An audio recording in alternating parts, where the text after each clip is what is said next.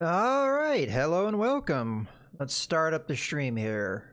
So we're going to be playing some Escape from Tarkov to start off, and then we'll be switching over after a couple hours. We'll be switching over to some Stardew Valley with Rose again. So let me start up the stream timer here. Make sure that is running. Looks like it is. All right, we're good on that. Let me fire up Escape from Tarkov.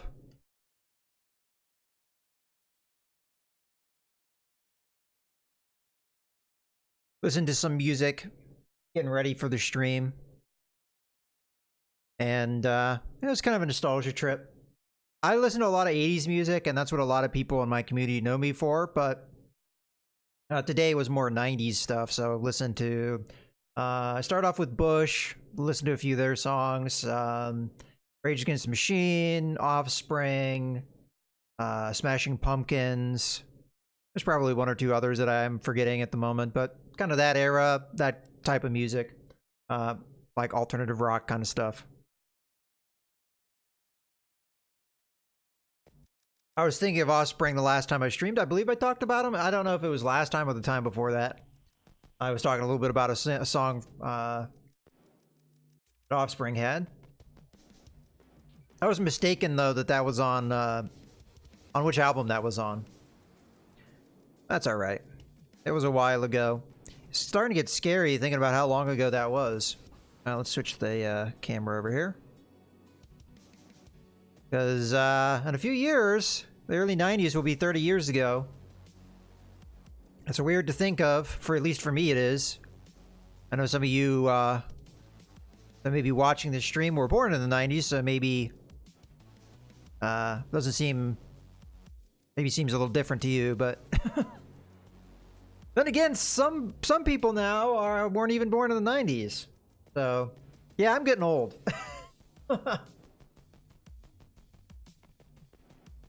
All right, let's get into Tarkov here. So, as far as what I plan to do, I was able to progress past the what's the name of the quest? The Tarkov Shooter Part 1, which is kind of annoying. Now we're on to Part 2. This one I think is a little bit more not so bad. So our quest here, we have to get 5 headshots more than 80 meters away. Doesn't matter who you get them on, but scavs would probably be the easier one to do. And make 7 hits in the legs more than 80 meters away. So the important thing here is the 80 meters, and then legs head. So precision's going to be important because you have to hit a specific body point, and it has to be at a decent range. 80 meters is... It's longer than a lot of people give it credit for. Sometimes when you hear somebody say, oh, something's 100 meters away, and they're talking about, like, shooting at it, right? You might underestimate how far away that is. It's actually quite far. And that's where sometimes, this is kind of going off topic, but you'll hear people in the firearms community brag about shooting something at, like, 400 or 500 meters. And sometimes you have to... take it for the grain of salt that it is, because you have to realize how difficult that is. Yes, it's possible. A very trained person with the right setup can do it with not too much problems, I would say. But your average Joe starts to get a lot out there.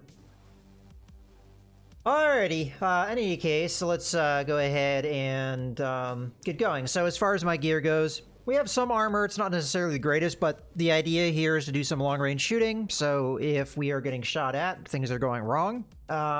We have a backup gun, though, in case that does happen. Because the gun that I have has a scope. And all the scope that I'm using, I did a little bit of a test run offline to see what I would want to run. And initially, I did a 1 to 4 power scope. But then I upgraded it to a 1 to 6 power. And again, if you're not that familiar with stuff like this, I think it's fairly straightforward. So when it says 6 power, that's pretty much the best way to think of that is it's as if it's 6 times closer than it really is. So obviously the higher power of the scope, the more things will be zoomed in. But the downside of that is if something's really close to you, it's too close because it'll be magnified too much for it to be, you know, really ideal. So it is variable though, so we can go to you know, 1 power, which is pretty much normal vision, and then 6 power is the other setting. So those are the two. Alrighty.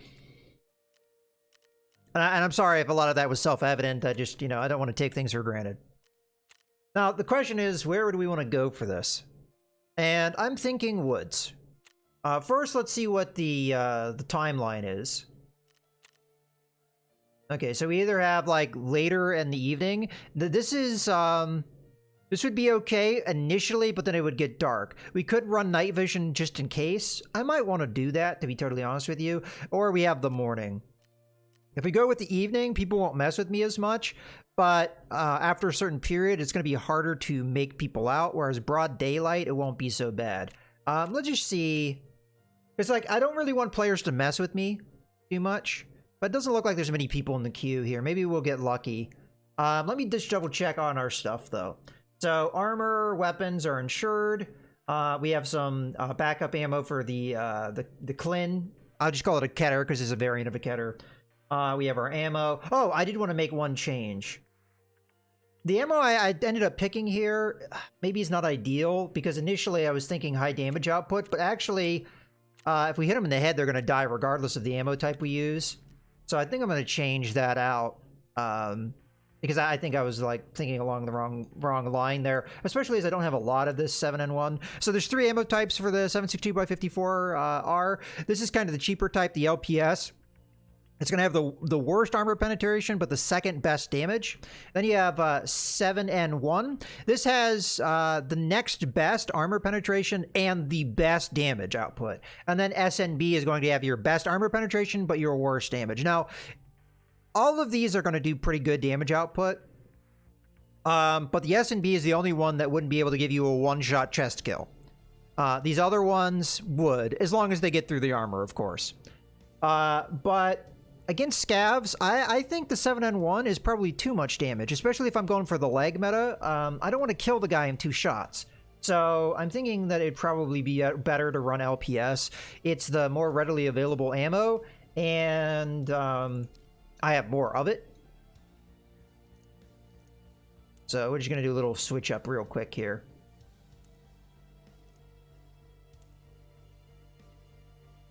All right. And then we're going to want to top off the mag, top off the chamber. Okay. More or less ready to go. So I have ammo. Yeah, okay. And I do have a key. It's the only key I think that's relevant on this map. All right. So we're more or less ready to go.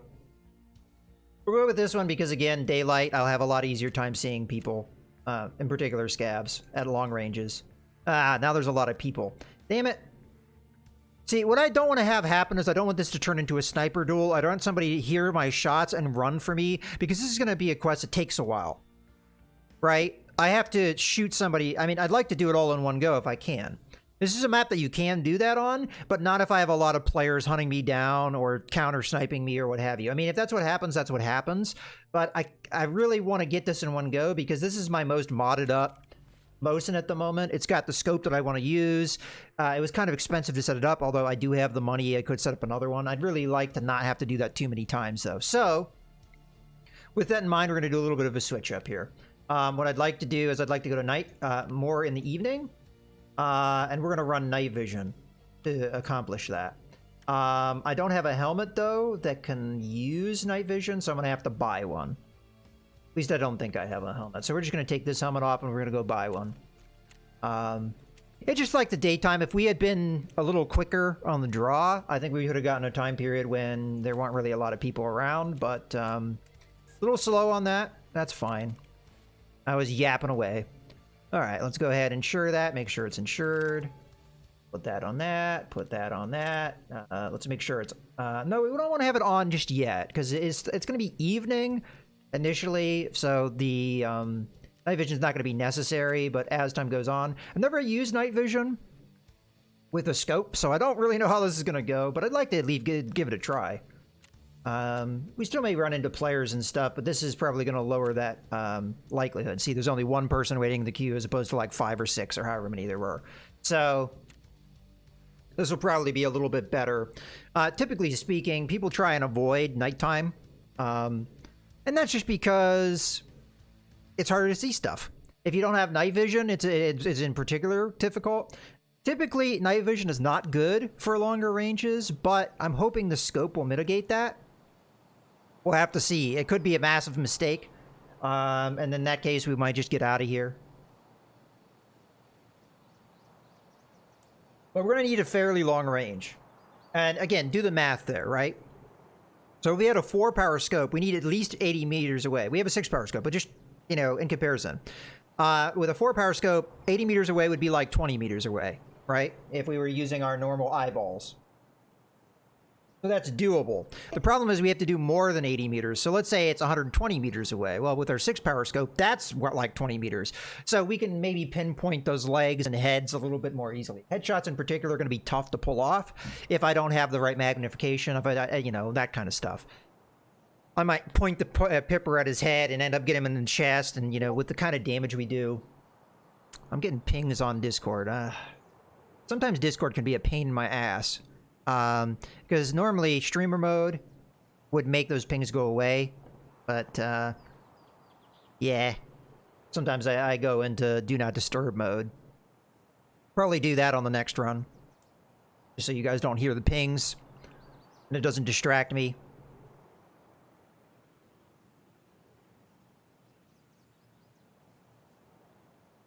Yeah, see, we're waiting for players for quite some time, so there's just not a lot of players trying to go on the map right now. And, you know, again, for the reason we said. Also, this is one thing that may actually play in our favor. Scavs tend to be more dangerous at night for a couple different reasons. First off, they aimbot like crazy, which in the dark, if you can't see them and they start aimbotting you, well, you know, you're screwed, more than likely. Your best chance is just to run.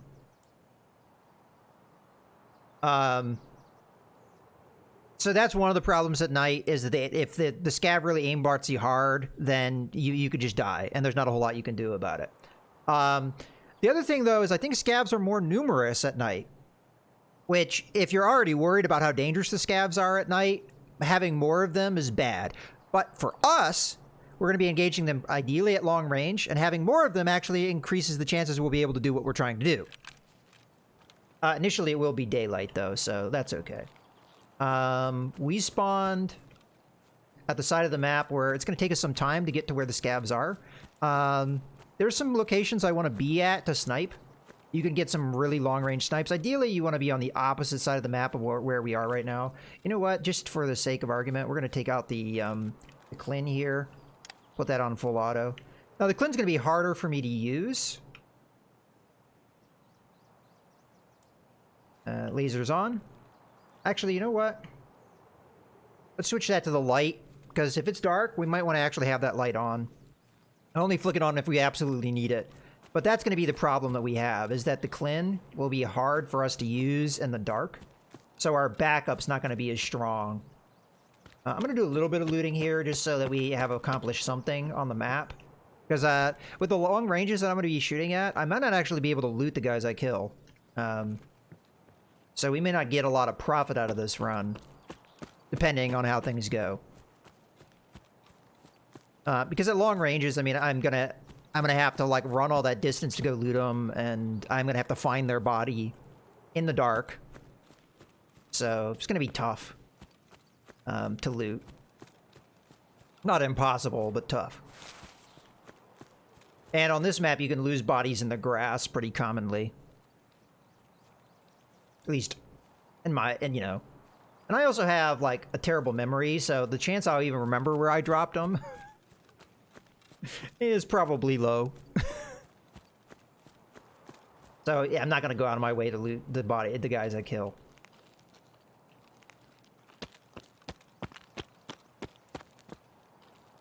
We're gonna try and make the best of the daylight hours that we have. Sure, I'll put some TP in my bag, or my container. Not really worth a whole lot, but if we get killed early, at least it gives us some profit. If I get killed early, I'm gonna get kind of pissed, though, because I feel like if we don't accomplish anything and we die, then that's kind of bad, considering how much I've invested in this run. It could be worse, though. For sure. I've had runs where I've invested, like, tons. I think this is something I did on stream. This happened a while ago, but I've actually reflected on it a little bit since. I can't be sure because I didn't see Dune's perspective and I didn't ask him the questions. But from what I heard from him, I think the bad guy that killed me had an MP5. And in the situation we got killed in, I had like the best armor in the game, and he like two-tapped me. And he did not kill me by hitting me in the head. I also had a very good helmet as well, a level 6 face shield, and he attacked me from the front. So even if he had head tapped me, he would have had to gone through level 6 armor. But he just two-shot me. Well, there is a thing in the game. It's not really meant to be in the game, but there's a bug in the game where you have an armor bug where sometimes it doesn't register you as having armor on. I think that's what happened. So having something like that happen really sucks, because in that situation, that guy had an MP5. There should have been no way in hell that he killed me with the armor that I had on and the weapon that he had. Even with the best ammo that an MP5 can have, there's no way in hell he should have killed me in a two-tap. So, you know, it happens, and it's frustrating, but, you know, it is what it is. So this is a potential spot where we can snipe. It's not going to be ideal, I don't think, but we can give it a try. Unfortunately, there's a lot of fog on the map, which is going to make this even more difficult. And now it's becoming dusk, so I can't see dick. If this was a clear day and sunny, I'd be able to see over there, but I can't see a damn thing. Yeah, the fog and stuff in this game lately has been really outrageous. Like, and most times I'm on a map. What did I say? What did I say? I wasn't even paying attention. What did I say, Pug?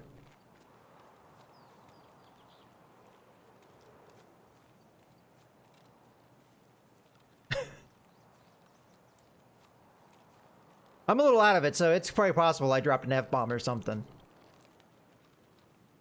For those of you that are new to the stream, I try and watch my language. If it slips out, it slips out. But I don't go out of my way to not swear necessarily. But you know, I try.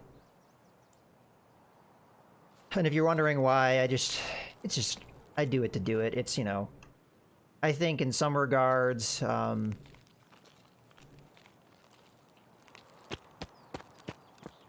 you know, I want swearing to have a meaning, you know? Like, the swear words are supposed to have a meaning, you know? Like, when you say certain words, they have a meaning attached to them. And, you know, I think by oversaying it, it loses that meaning. So, I think that's more the reason why I try and avoid swearing, because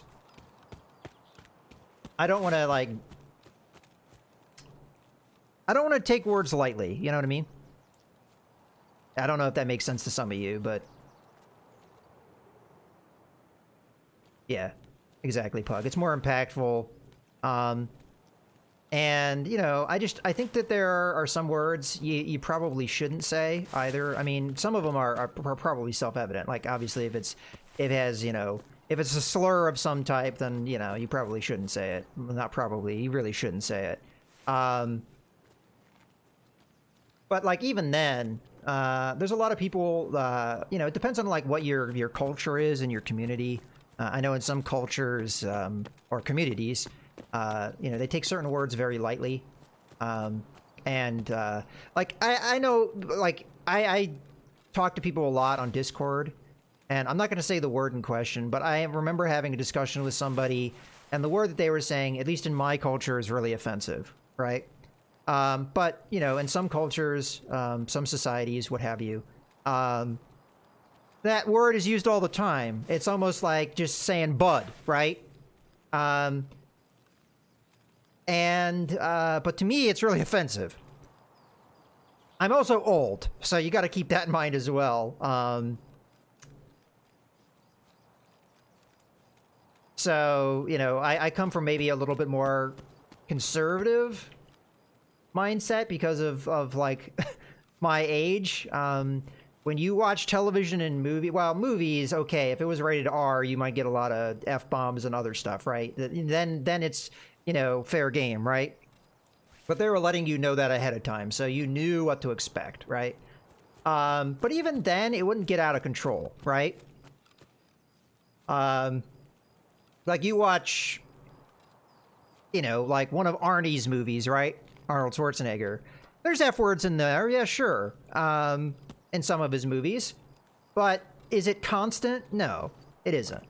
So I don't know. It's just a different background for me. Like, and in television, you never heard it, but that's because television was the way it was back then, and a lot has changed. So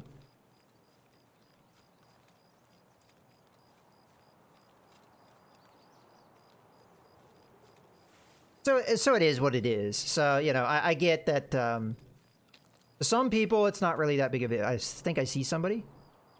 Hard to say. Yeah, definitely. Let's leg him.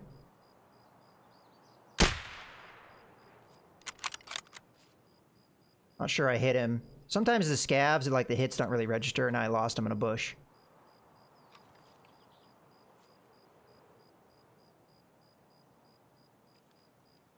Oh yeah, and that's also another thing though, like I have to admit that the kind of humor I grew up with as a kid doesn't fly either today. So it is kind of like an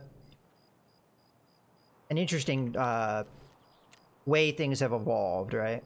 What is the quest? This guy? I did leg him, so we did hit that shot. It just kind of lost him in the bush when I went to rack the action there. He almost like didn't even react to it. That's one of the things that's kind of frustrating with the scavs is they don't really react sometimes. And I think it's still too light, yeah, to really use the night vision. So it's like at that moment where it's like perfect problem for us. It's too dark to really see clearly, but too light for the night vision to be effective. It will get darker as we go, and the night vision will be better.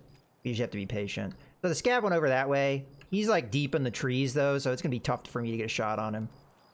At least we got the leg shot, so that counted. I do have to be careful though, because I did fire a shot, so players may come running. Let's just keep our Clint out until we know we've got a shot.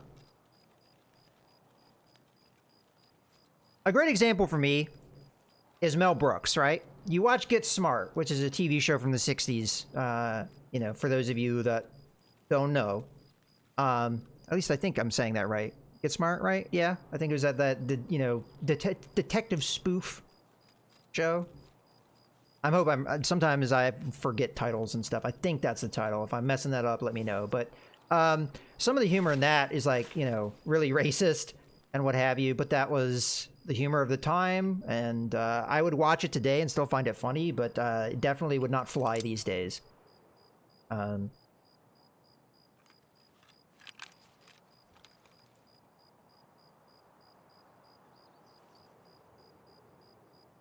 that's one of the things too, like somebody like Mel Brooks, that kind of humor is gone. Like you can't do any of the stuff that he used to do. I mean, it's like some of it maybe, but like a good chunk of his humor is like humor that just doesn't fly today. But I love Mel Brooks. He's one of my favorite. I don't know. I guess I should be more clear too. Mel Brooks, I think, was one of the writers for Get Smart, I want to say. But it had like classic hallmarks of Mel Brooks type humor. And then you watch something like Blazing Saddles, right? Blazing Saddles is a movie that would never be made these days. As great as it is, in my opinion, one of the great movies. That kind of movie would not be made these days. Which is fine and stuff. It's just things change. Some of the old Looney Tunes cartoons. That's also an interesting thing to bring up, too.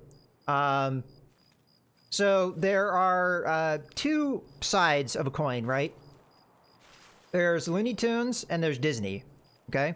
Now, I know some people, especially myself, have certain attitudes towards Disney.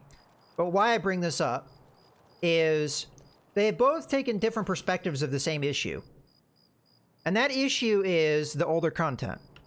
So Warner Brothers' attitude was to lock up a lot of the more problematic cartoons and not show them anymore. Like if you get some kind of collector's edition of the Looney Tune cartoons, they have made it so you cannot obtain or watch any of their older stuff. So the only thing I have to go off of is my memories. I cannot track that stuff down unless I'm able to go get like old film and, you know, play it, give myself a screening or what have you. That's like my real only option, right? Whereas Disney took the approach of letting you see that stuff. So I got a collector's edition or like thing of the old Goofy cartoons from the 50s, 40s and 50s, and some of the Donald Duck stuff too, right? And I want to say Goofy was more 50s though. I might be getting that confused. Daffy was definitely pre-50s. I think Goofy might have been a construct of the 50s. Like that's when he started. But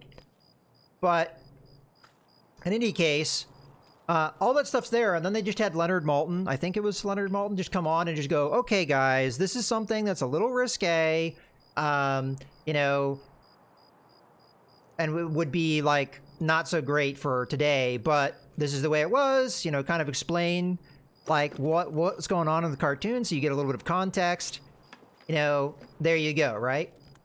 So it's like two different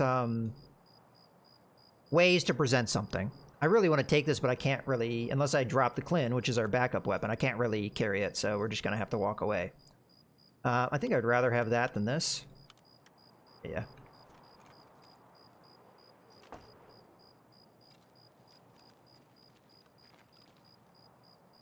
Well, I think one of the things that Pug brings up, time flies, but I think comedy genre isn't getting any better. I think part of the problem with that is that comedy is kind of especially comedy films, they still are being made, but it's a genre that I think Hollywood is not really very interested in. I think they don't take it seriously, much like they don't take a lot of horror films seriously. Like for the longest time, the attitude of Hollywood was that horror was just lowbrow garbage. And they just didn't really care about it. Now that attitude I think has changed, but I think what we've gotten as a trade-off is the attitude towards horror has changed, maybe for the better, but the attitude towards comedy has gone down. Like Hollywood, yeah, and comedies don't bring in the big bucks, at least unless it's a Adam Sandler or something that has like a name behind it, and even then I don't know how much money those movies make. I know that the more recent Adam Sandler movies in question are real, would you say problematic? And what I mean by that, I'm getting a little lost because of the darkness and me yapping. There's a spot I want to get to try and snipe, but I may have gone past it. Oh well. We'll just keep moving. It looks like the fog is still with us, too, which is a little bit of a problem. If I've gone past it, we'll just go somewhere different. But what were we talking about? We were talking about how comedies don't really make much money these days. Yeah, and I think it's just a difference in strategy, too. Okay, I'm still on task. Oh, I see him. I think that's Scab. Yeah, right there. Let's try and leg him. Pretty sure that hit, but he didn't really react to it. Okay, let's, yeah, now he's reacting. Let's wait until he comes out in the open. I could check to make sure they landed, but, damn it, he's hiding behind that tree. Yeah, a lot of it has changed, like the way Hollywood behaves compared to the way they used to. I think the big problem for Hollywood is that they have taken an attitude of all in on things. So they put a lot of money into movies, and if it doesn't make $1 bajillion, it's a failure, right? It's kind of the way with some of these big AAA games, you know, video games. They have the same attitude, right? You put a bajillion dollars into the game, and if it doesn't make a bajillion dollars back, it's a failure, right? That's the way Hollywood is nowadays, and that's why some genres they just don't care about. They don't care about comedies because they will never make bajillion dollars. So why bother, right? This guy's hiding behind the tree. I don't think I'm going to get a good angle at him, and I don't want to get too close because then he will start firing back at me. He might even bleed out because I hit him in the leg pretty good there. At least I think I did. Let's check the tally. So it's this one. Yeah. Oh, we got him multiple times there. So I fired twice at him, and I think we only had one hit before. So we pierced one leg and went to his other leg. Pierced one leg, went to his other leg. So we got 4, even though we shot twice. Isn't that fun? So his legs are probably completely gone. Oh, I think I still see him. There he is. Okay, hold our breath. Let's go for the headshot. Oh, we missed. How am I missing that? Maybe I need to dial in the range here. There we go. Didn't have the range dialed in, so we were whiffing. I think we were set to 50 meters, and that was more like 100, 150 in between that range group. I would say maybe like 110, perhaps. Yeah. So it's just a difference. It's a difference of strategy for Hollywood. Whereas back in the day, they used to make a lot more. Hollywood used to make a lot more movies, and the budget used to be a lot lower. So they could get away with comedies. Like, a comedy was all right thing to do because even if it didn't make a bajillion dollars, they could easily make more money than they put into it. Like, a great example of that is Back to the Future. Back to the Future was kind of a low-budget movie for as far as Hollywood's concerned, but yet it made a ton of money. So it was worth the gamble because even if it hadn't made a ton of money, there was a chance that they would have made their money back and it wouldn't have been a big deal. And because they were putting out more movies back then, breaking even was okay. Whereas nowadays, if you break even, it's a catastrophe. Because you only come out with, like, I don't know, 4 or 5 movies a year. Right? So it's just a difference of strategy. And it's one of the big reasons why I don't really watch movies anymore. It's just because that's not the kind of thing I'm into. I'm not into the big blockbuster films that are just hugely expensive. And honestly, this is a lesson that Hollywood should have learned a long time ago. But going all in on a movie is not a really good idea. They got this lesson in the 60s. So movies like Cleopatra were hugely expensive and almost bankrupted Fox, making it. And if it wasn't for Star Wars bailing Fox out, Fox probably would have gone bankrupt, and because they were not doing well. 60s put them in a lot of problems, and then in the 70s there was this attitude. Part of it was drug culture, but you know, some of it was also desperation.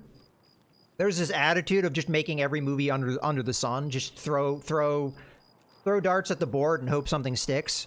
So the 70s was like a very strange time for filmmaking. But yeah, they were in real financial trouble, and Star Wars bailed them out. Like, really, you know, Hollywood in general was in a lot of trouble. I'm not going to say entirely just Star Wars, but it was a big contributor, right? So, and that was the thing. Have you seen Cleopatra? I mean, I don't necessarily recommend it because it's boring. It is really long. It is a great example of just Hollywood excess, though. Nowadays, you have CGI. Back then, they didn't have CGI, obviously, but they put the money into the kind of things that they had back then, right?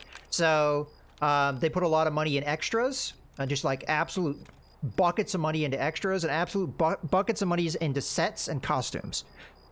So Cleopatra was amazingly expensive to make, but it's boring as shit because all the movie is just parading all the extras and costumes and sets, like, nonstop. So it's really boring. Because, I mean, there are just scenes that's all that they do, is just parade their extras around and all the fancy costumes and Cleopatra has a bajillion, I'm saying bajillion a lot here, but she has like a ton of wardrobe changes. It's just silly, right? And that was back then, how Hollywood was going astray, and they're doing it again. They're doing it again. They're making these super excess films, and I feel like it's going to bite them at some point, if it hasn't already. From what I understand, Sony Pictures is doing really bad. And they're the ones behind all the Adam Sandler, Paul Blart Mall Cop and all that nonsense. So, you know, maybe justifiably so, but... Oh, I'm getting some lag here. I'm trying to jump, but I'm getting lag at the same time. We're going to climb up on these rocks and see what we can snipe. So, we should have... yeah, one headshot and a bunch of our leg shots. We would have gotten another leg shot, but that guy snuck away from me. Might be difficult to get the range I need here. I also cannot see because of the fog. So I may have a hard time actually completing this quest. How are we doing as far as daylight? Okay. It's getting dark, so the night vision definitely isn't needed. But this fog is something else. Alright, let's go to 1 power and look around a little bit. But this is one of the spots we really want to, you know, take a look at. I'm just not seeing a whole lot of movement. Down here, there are going to be a bunch of scavs. Again, we're getting pings here. Sorry about that, guys.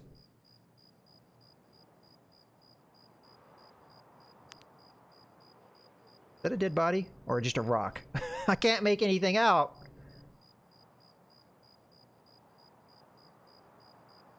Yeah, so there can be scavs all around here, and I'm just not seeing any. They can be down here, but this is just like... when I zoom in, all I see is fog.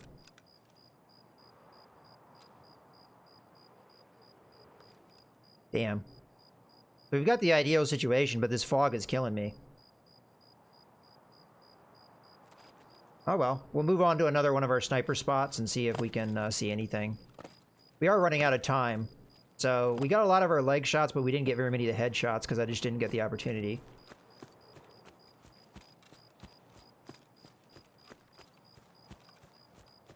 If we get in and get out, there'll be more opportunities to get what we need.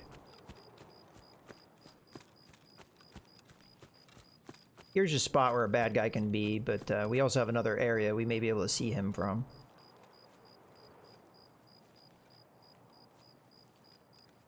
Switch to the scope. There's a lot of trees and crap in the way too, so... Let's go where we're going to have a little bit more clear vision. Oh, see him? There he is. Ah, shoot, he's moving real fast. Ah, he stopped just as I shot. Let's just take the headshot here. I think we got it. Yep, we got it.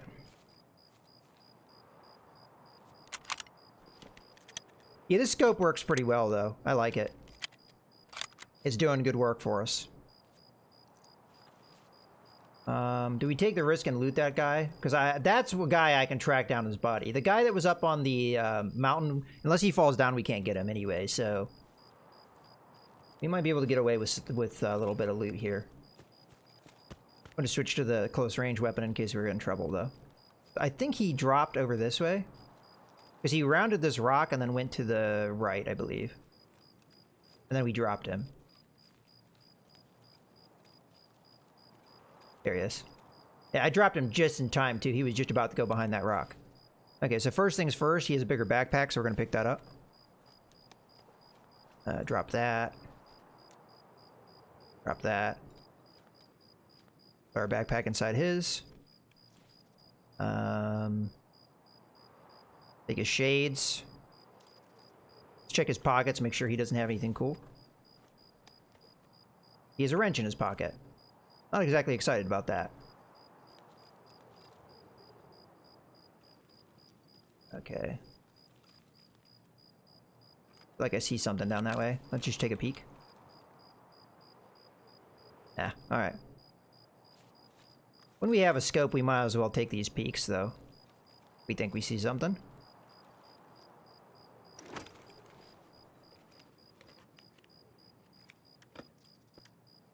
That in there.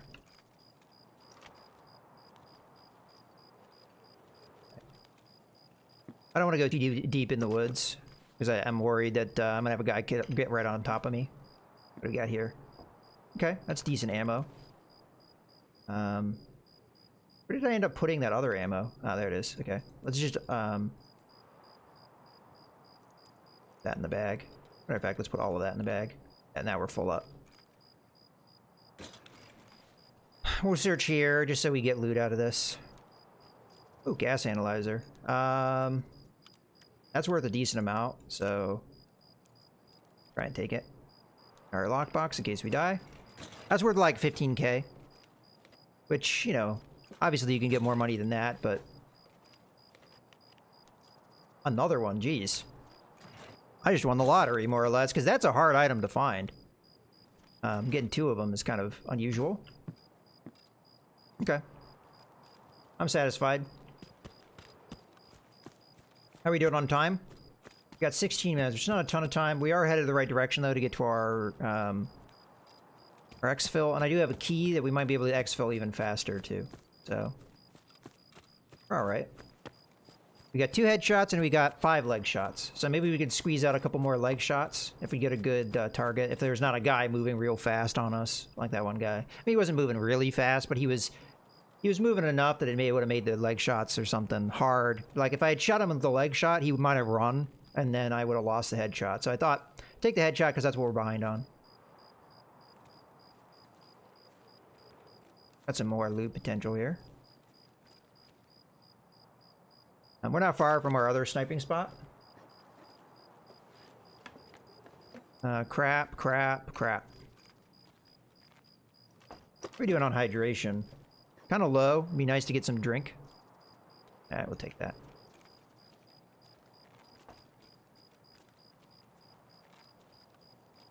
Okay. We're gonna get up on this hill and see what we can snipe.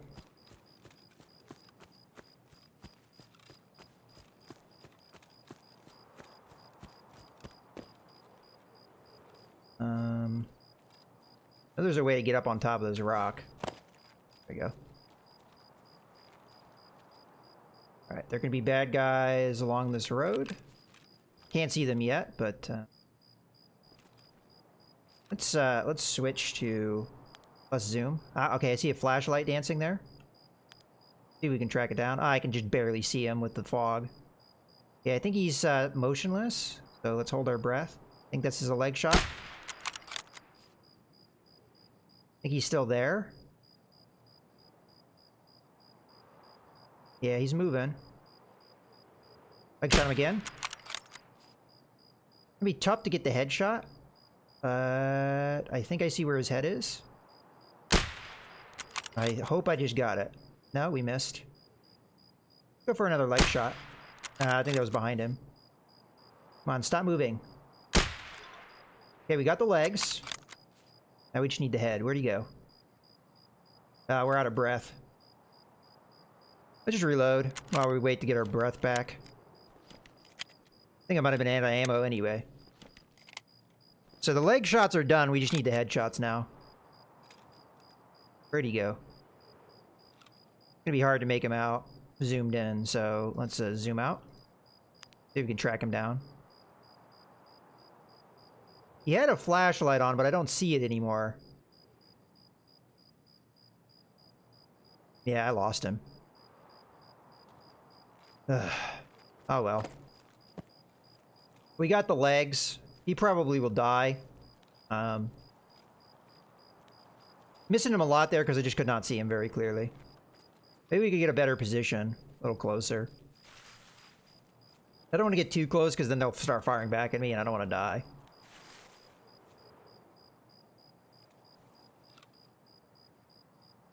Is that his body? I feel like that's his body right there. So he might have bled out. Just fine. Yeah, that's sure. Let's zoom in here. Oh, that's just a tire. A tire attached to nothing.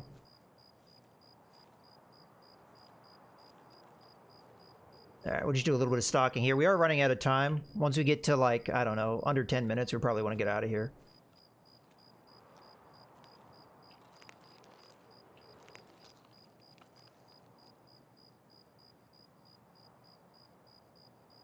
All right, I see movement.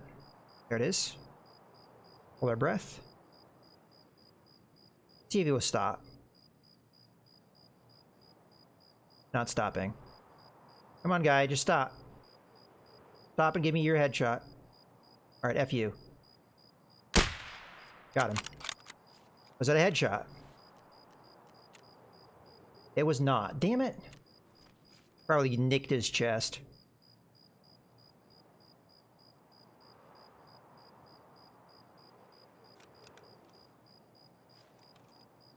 All right. If he had stopped, I think we would have had a better chance at that. Might have also dropped in on him. Maybe we should dial up our sights. Because that's more than likely above 100 meters. I'm not really normally into sniping. But once you get higher level here and you've got a pretty good setup with a scope, it's actually pretty fun.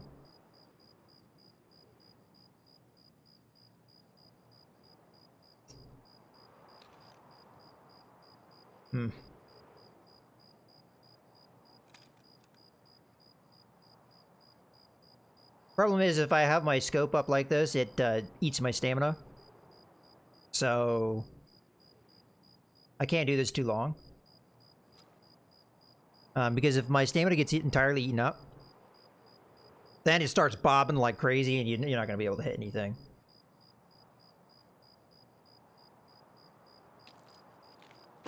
Alright.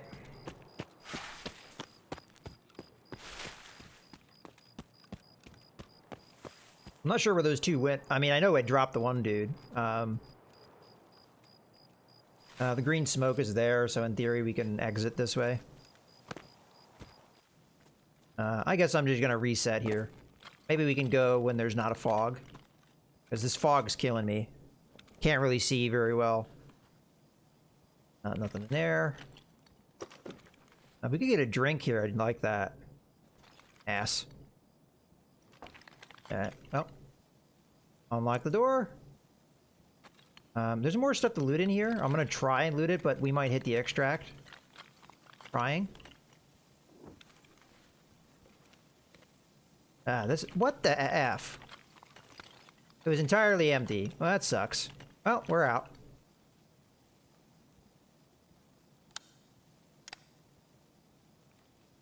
Oh well, I mean, we were productive there. We got a couple headshots. Could have been more than that, but we got a couple headshots and we got all our leg shots. So we don't have to worry about the leg shots anymore. We just need to focus on the headshots. Because I think the leg shots actually took an opportunity away for me to get headshots. But we needed to hammer that out. And it's actually... So we got 2 headshots. This guy was chest. It was just a little low. Either I didn't have my sights dialed in, so it dropped into his chest, or I just didn't lead it right.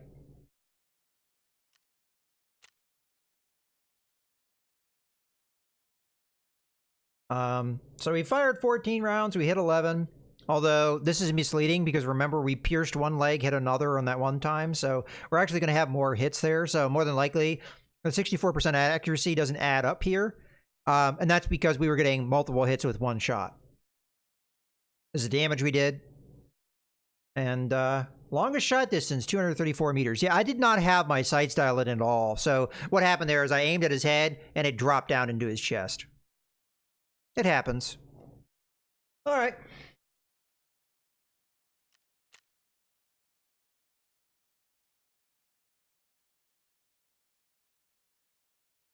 Not a bad run, though. We got to, like, at least try out our sniper setup a little bit. One thing I do find annoying in this game is every time you spawn in, it resets your range distance. So let's say you want to dial to 100 meters in most situations. It's always going to put it on the default ranges, which is usually the shortest range that a particular scope or sight can do. So it could be, like, for example, our scope, it was probably 50 meters. So there were some shots we were taking at like 100 or so meters, and our sights were dialed in for half that. And then some of those shots we were taking, we were dialed in for 100 meters, and it was more like 200 plus. So, yeah. You can hit in that circumstance, but getting that pinpoint accuracy to hit a head is a little tougher. You can get the kill, but you might not get what you're shooting at, which is what we need. So, definitely need to top off ammo. So we'll do that. Get our magazine out here. Ammo case. That on that, and that on that. Yeah, I've been going through a decent amount. I had like a ton of this Mosin ammo, and I've been burning through it because I've been doing a lot of Mosin stuff. Another thing that's good for us, we have a task to get our sniper skill up, which I would like to do. I have not used a lot of bolt action rifles, so I'm not very high level. I need to get it up to level 9. I'm not sure if we're going to do that in the course of this. At least not this task for sure, because I just have a few headshots to get. So, all right, let's just do another run in the woods. It should still be nighttime. Yeah, it's like midnight, so we'll do that midnight run. Oh, we need to empty out our bag here. I'm not going to spend too much time on it because I don't want to lose too much time. So I did clean out my stash a little bit so that I can kind of just move things around fairly easily. That there, that there. All right, we're good. We can't do that too many more times, but we'll probably only have one more night run. So we can take our time after that point. I might want to do a dawn run if we don't get it done this time. But it depends on how long we're in the raid. We might not be able to pull that off. I just want to see real quick. Make sure we have everything we want. So medicals, key that got us out last time, our backup gun. Okay.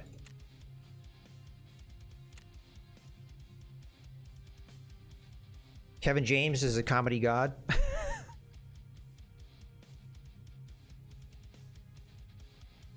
If you say so. Well, while we're talking on films and my complaints with them, the other problem with the all-in approach is that Hollywood doesn't care about the domestic market, they care about international market. Some of that makes sense. Obviously, you have more population in the international market, but it didn't used to be the way Hollywood did things. They used to care more about the domestic market, and if it did well in the international market, then that was just a bonus. But nowadays, all they care about is the international market, and they actually purposely make movies to take advantage of that. And those of you that are in the international market, you may say, oh, well, then that's good, right? But I think the quality of the films goes down as a side effect. This is my feeling on it. How about you just make the movie and try and make it good and don't worry about all the focus groups you're trying to hit? If you play the numbers game, it's just a paint by numbers. So, you know, that's kind of what I feel like. It's an art, right? If you go to a museum, you don't want to see paint by numbers. You don't want to see connect the dots. I think the same thing is true about a movie. You want to be entertained. You want, you know, you want a certain semblance of art in it. It is a creative endeavor. And you don't get that with connect the dots, or, well, I guess you could have a really creative connect the dots, I guess. I mean, who am I to judge, right? That paint by numbers might be some of the best paint by numbers in the world. Sells for $10,000 on the at the art galleries, you know? I'm such an ass.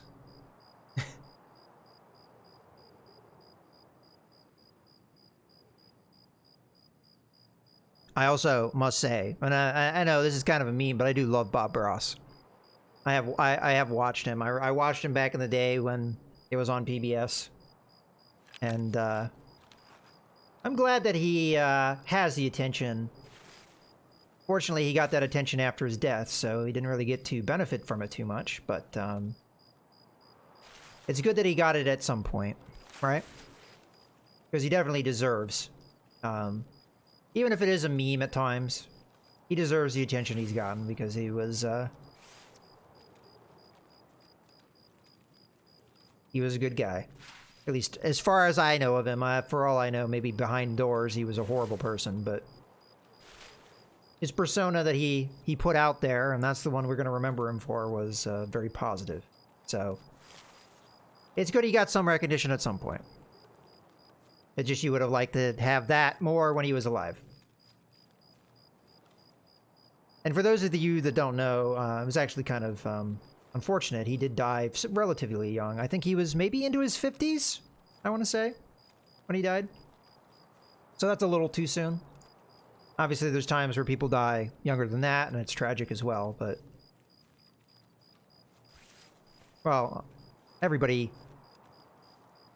death is tragic no matter what, obviously, but...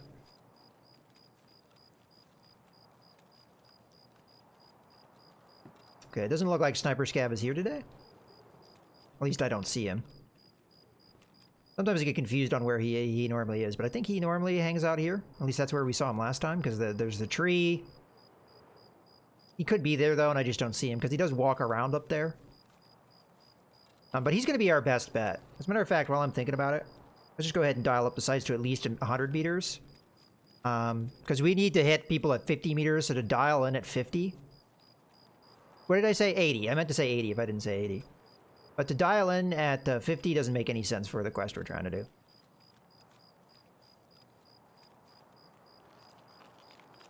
Hopefully we have more activity in the Salmo area. It was kind of a bummer that we got like nothing happening there last time. I've already gone past the loot cave. I wasn't paying attention. Having too much fun talking to you guys. One of the things I really love about streaming is I get to ramble at you guys, and you guys have to listen to me.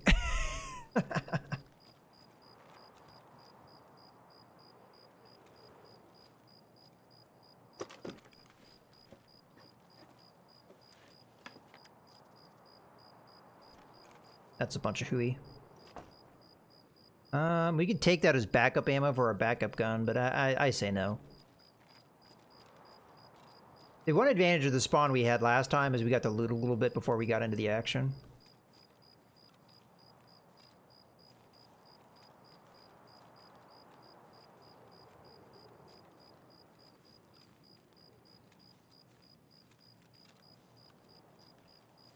I guess you don't have to listen to me, you can always leave.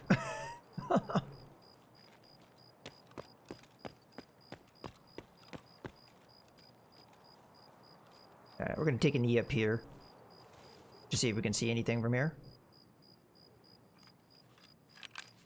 Yeah, the fog's not so bad this time.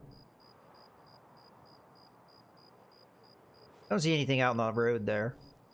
This is not really an angle where you oftentimes can see a whole lot going on, but there's a chance we could see somebody out over here. So I thought I'd at least peek it.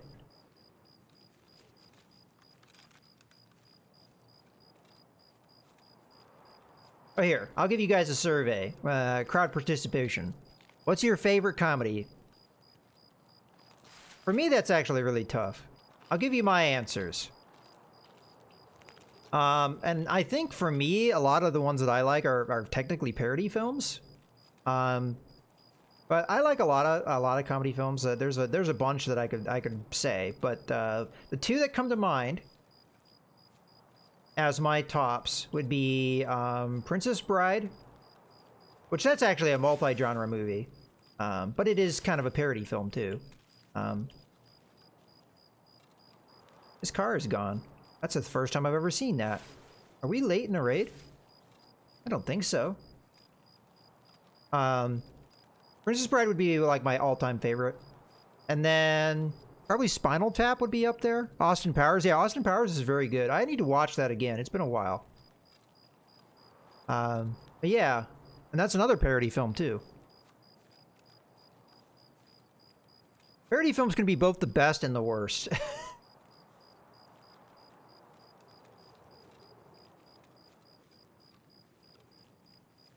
I mentioned this before. Like, I watch a lot of Red Letter Media because I like kind of like the So Bad It's Good movies. I've seen a number myself. I watch a lot of movies. For those of you that have never watched my stream before, I don't watch very many modern movies these days, but in my life, I've seen a lot of movies. Oh, Men in Tights. Yeah, see, Mel Brooks, you could go through Mel Brooks' catalog of movies, and I like a lot of them. Another one would be Raising Arizona. I don't know if many people know about that one as much, but that's a good film. It's very weird, though. That would be the one thing I would say. It's not a traditional comedy by any stretch of the imagination, but I like it. I guess and I'm not going to say every Mel Brooks movie is one of my favorites. I'm not really a big fan of The Producers, although I don't think I've seen the whole thing, so it's kind of hard for me to judge that. I didn't really like that one movie. It's like The History, something blah, blah, blah. I forget exactly the title. I don't really care for that one. And I'm sure there's one other that's not coming to my mind, but a lot of Mel Brooks movies I'm a fan of. You know, Spaceballs. Oh, see a guy. Is he proper range? I missed. He might be too close. Oh, he stopped for us. Thank you. Was he too close? No, that counted. Okay, good to see. And that's what we want to see. We want to see stuff like that. I can see down there much more clearly. So it's going to be a lot easier to do this. Before, I could not see anything down there because of the fog. It was terrible. Oh, there's another one. That guy definitely might be too close. And where'd he even go? There he is. We'll let him go for a little bit, because he's probably going to go further away. Although if he goes down that hill, we might not be able to see him. Okay, let him go, let him go, let him go. He's starting to go downhill, so... I rushed the shot. Go ahead and reload. I was worried he'd go downhill, and he did indeed. Oh, there he is again. He went behind the woodpile. Oh, there we go. Maybe he'll stop. We need to hold our breath, too, so we can actually hit. He's coming back. I think that was a headshot. There's another one that went behind that woodpile. Yeah, that counted. So we only need one more. Fairly certain there was one that went behind that woodpile. We can't see him yet. We're losing some ammo here when I reload, but that's okay. So this is what we could have been doing before. There could also be movement. I see it. I was going to say down in the village. Went with a quick rush shot there because he was going to go behind that woodpile. This is why I didn't want to have players bug me, though, because notice how we were sitting here quite a while. We're making a lot of noise. This is a pretty obvious sniper spot. So if there was a player on this map, they would hunt me down. Potentially. Okay, so we know there's one in the sawmill area. There's one. I lost him, though. There he is. Damn it. Another one closer. Got the quest. Alright, we can get the hell out of here. Oh, there are all the rounds we've been dumping at our feet.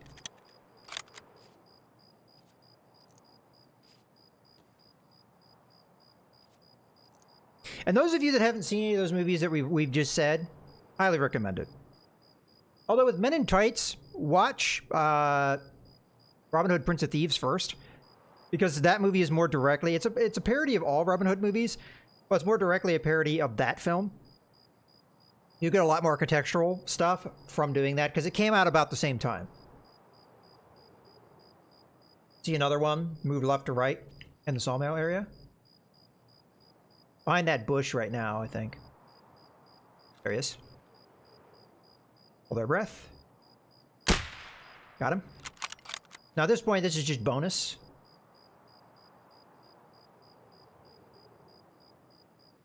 Oh yeah, you've shared pics of that a couple times. I've seen a couple good foreign films too. One I would recommend off the top of my head is OSS 117. I forget the full title. It's something. It has something to do with Cairo. There's a dude around in this area. I lost him. There he is. There you go. I'm too zoomed in. Kind of hard to. He was in this area.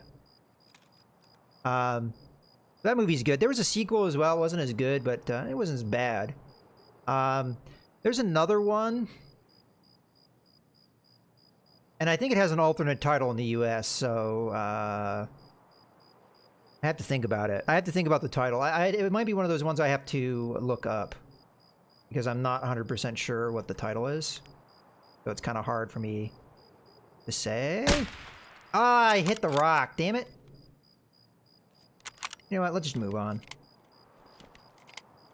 We're messing around too much here. I didn't get a lot of loot, but I'm sure I got enough experience popping these guys. I don't know where that round went. It probably got lost into the ether.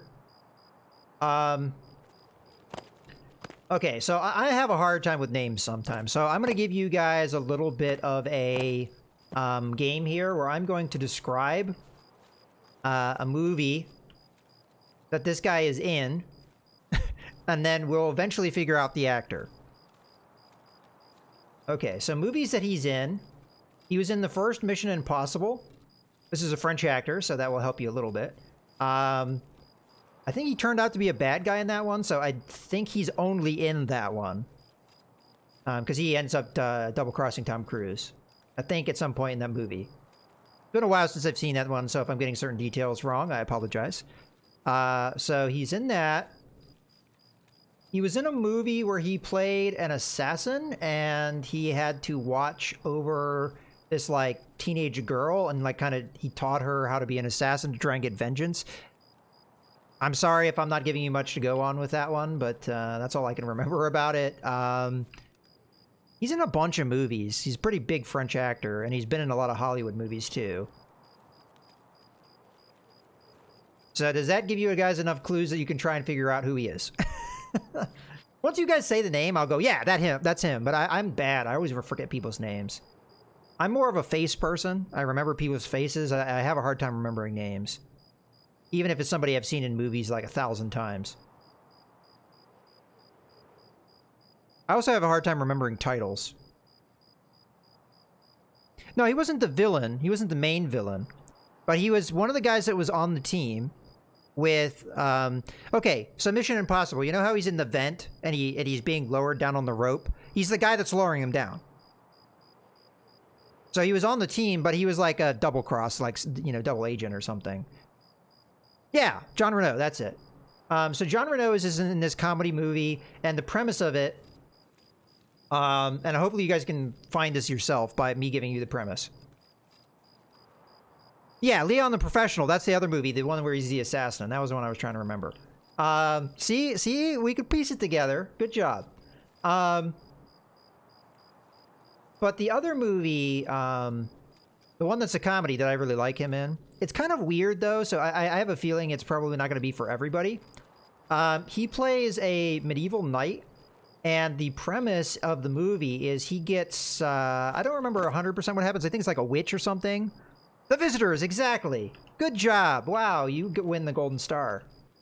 That's exactly the movie I'm talking about. I like that movie.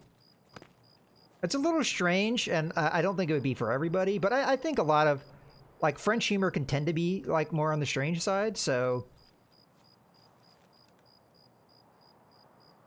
Okay, well, you have a good friend, circle of friends, then. It's on TV a lot. It's not really on TV a lot here, so it's more obscure in the US, probably. But I would imagine overseas, because I know a lot of people that watch me on my time slot, and I know, Pug, you're European. But a lot of people that watch me in my time slot are European, so... probably a little bit more well-known for you guys. Grab all the things. There can be a scav that hangs out in this area, but we killed one earlier, so I have to be careful. I don't want to die now that we've accomplished our overall task. But I want to get a little loot in so we can make some money. Oh, that's alright, ammo. I'll take it.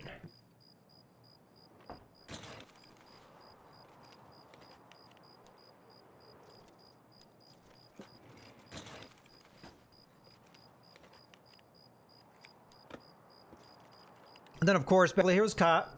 Again, that's a genre crosser, though. Like, it's both an action movie and a comedy.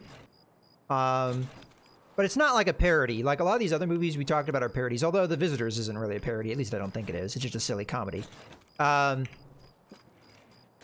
A lot of the movies we mentioned as a parody. Beverly Hills Cop is not really a parody. It's just a silly movie. And that's pretty well known though. So if you haven't seen that, go and watch it. A lot of Eddie Murphy's early movies are pretty good. I'm not a big fan of his more recent stuff, but like Golden Child is kind of a cult classic of mine. Watched that a lot when I was a kid. But that's another like genre crosser. It's more like an action adventure film than it is a comedy. But you know, it's Eddie Murphy, so there's always humor to a certain extent.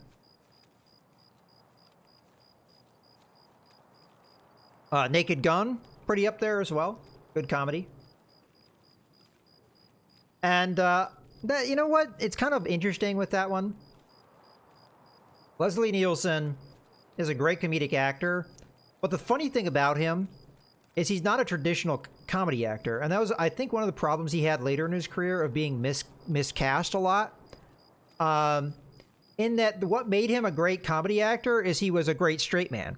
He played, like if you watch Airplane, which is kind of what got him a lot of his fame. He was in movies before that. There's a sci-fi film from the 50s I highly recommend you watch. I can't remember the name of it. I'll try and look it up after we're done with this run. But it's very good. I think it's called like The Forbidden Planet or something like that. Just look up Leslie Nielsen, and I think it's like 1951 or something like that. It's in the 50s for sure. You'll probably find it. Pretty good science fiction film, especially for the time. But Leslie Nielsen was a known straight man. That's why they cast him in Airplane, because his straight-laced performance is what made it so funny. It's because he was delivering his lines deadpan, but what he was saying was ridiculous. The same thing with Naked Gun. The lines that he said, at least in the original movie, I'm saying the original movie. I know there were 3 movies. I'm referencing the original movie the most. That's another parody film, though, as well. Naked Gun. Why it was so funny. Airplane's also a parody film as well. But yeah, like, what made him so funny is it was so deadpan. Like, the stuff he was doing was so ridiculous, but he was so good at being a straight man, it was good. Unfortunately, in his later movies, he started being really silly, and it just didn't really work. Because that's not him. That's not how he... The script needs to back him up. He's great if you've got really good, dry humor. Or like, you know, silly humor that needs delivered that way. He's your man. But if you need him to be silly... You're failing. You're not using him properly, and that was unfortunately what happened to him late in his career. So, yeah, what Mel Gibson? No, Mel Brooks did Dracula. I'm Dead and Loving It, right? And that was Leslie Nielsen. That was an example of using Leslie Nielsen improperly. The movie's still, like, you know, somewhat funny, but for a Mel Brooks movie, it's somewhat disappointing as well. But you can't win them all. That's all right, loot. Let's just go ahead and get out. We got our quest done.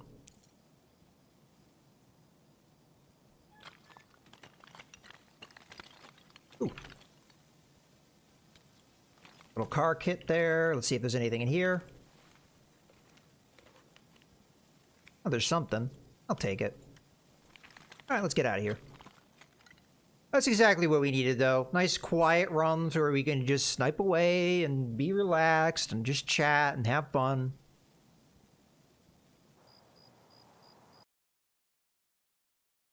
All right, now I can look up that movie. I want to say it's Forbidden Planet, but I could be remembering that incorrectly. It's kind of a generic name, so it's easy to kind of forget these things. Yeah, we got 4 headshots, so... we got 1 more than I think we needed. Yeah, because we just needed 3. You get a bonus experience-wise for getting headshots, which you'll see in a second. So that was 120 apiece, so we got an extra 480. So we actually got more experience from getting the headshots than actually getting the kills itself.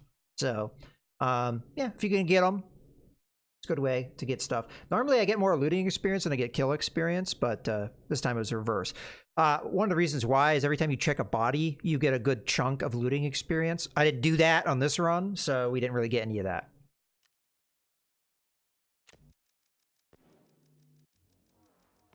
Yeah, we're still talking about comedy movies because it's a great topic. All right, let's look up that movie because this is a good point. I just want to make sure I'm saying the right title because you know, maybe I'm right, maybe I'm not. Let's see if Forbidden Planet is correct. If it's correct, yeah, it's good. That's it. Forbidden Planet. He's very young in it too. I mean, because well, he's not very young, but he's younger than you're used to seeing him because it was made in the 50s. So, what was the year? 56. Okay. So you get to see him in a, like, if you watch that movie, you get to see him in a nice serious role, so you can get like a contrast to what you're used to seeing him. And because that's what he was known for, was his comedy stuff. Because that, I mean, Airplane made a name for him, and the Naked Gun set that in stone. So that's what people think of him as a comedy actor, but that's not how he started his career. And it's not a bad movie either. If you're into like 50s science fiction, it's actually... I'm big into sci-fi movies. Again, a lot of people that know me in my community know that I'm big into 80s movies, and in particular 80s science fiction. I've watched a ton of that. But another era I really like is the 50s, because you have the Atom Age science fiction. But the problem with that era is the same thing that's a problem with comedies these days. It's just science fiction wasn't taken seriously. So most of the time, movies from that era were low budget. So they have like a cheese and camp factor. Forbidden Planet was one of the rare instances where there was actually a good budget behind it. So it's not perfect, but it's actually pretty damn good for the time. So there you go.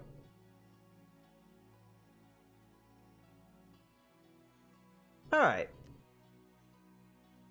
And if you want a comedy, The Lost Skeleton of Cadavra, that came out like the early 2000s, I want to say.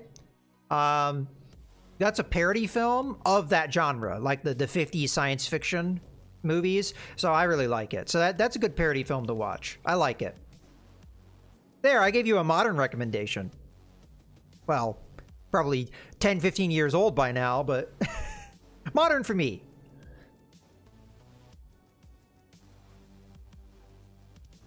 All right. Now we're going to have to get in and sell stuff. Now, I do have to wrap things up before we get to 2 o'clock, so I do have a timer on me to a certain extent. I'm not actually sure what to do at this point, because we just hammered out that quest. The quest after that is going to be quite a bit different. That's actually quite annoying. So let's just turn that quest in. What do we get out of it? Because I'm going to have to be somewhat prepared for that. We get a rail. Okay. That's not like really anything that I couldn't hold. And we get some cash. So complete. All right.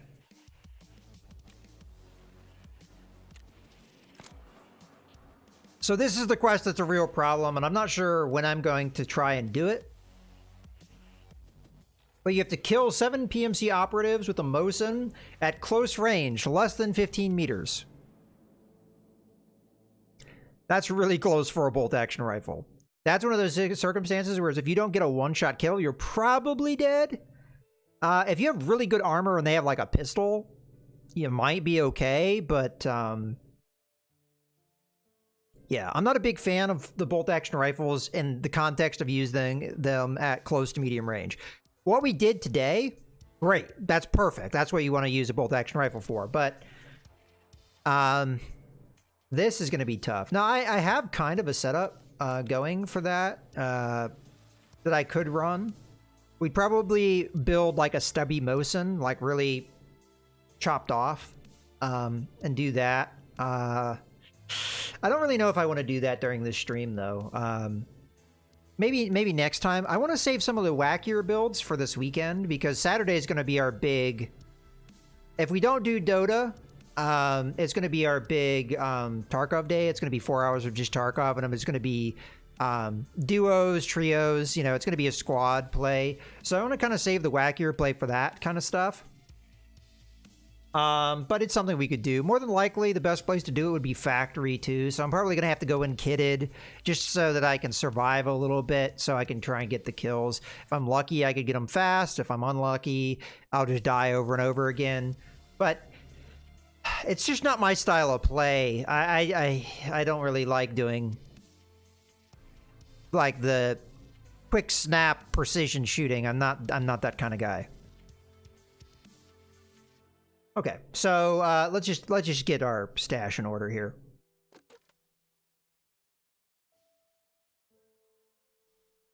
So ammo on ammo. I mean, I could remove most of this stuff because I still have stash space and just worry about it later. So that's probably what I'm gonna do. We're gonna fill every crevice with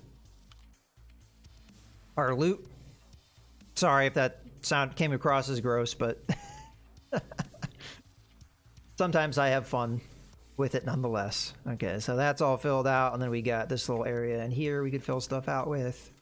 Matter of fact, we could just do the control click nonsense. We're a little shy of getting what we need.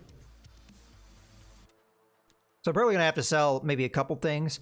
You know, the alkali and the gas analyzer is pretty straightforward thing to sell, so we'll just do that. I might make a little bit more money if I sell it on the flea market, but I don't think the gas analyzer is going to sell for much more than that. But we get, you know, 30 grand from that, another 6 grand there. Not bad. And when I get around to selling a lot of this other stuff that I got from these last couple raids, it'll add up even more. We also have the loot to get from the mechanics, so I should probably grab that as well. Just make sure I have the space for it. Yeah, I have a couple spaces there. We'll put this stuff down here. I'm also gonna have to put away the key. And there. Because I'm not likely gonna go to woods anymore. Problem is I also have to get rid of my guns if we're gonna do something different. So I'm probably gonna have to do, you know, some finagling here. Yeah, so let's get our crest of reward as long as we have some space. Who knows? Maybe I'll just do some gun builds. I do have one thing of insurance as well, but I've got time on it, so that's not a big deal. So cash and a weapon part.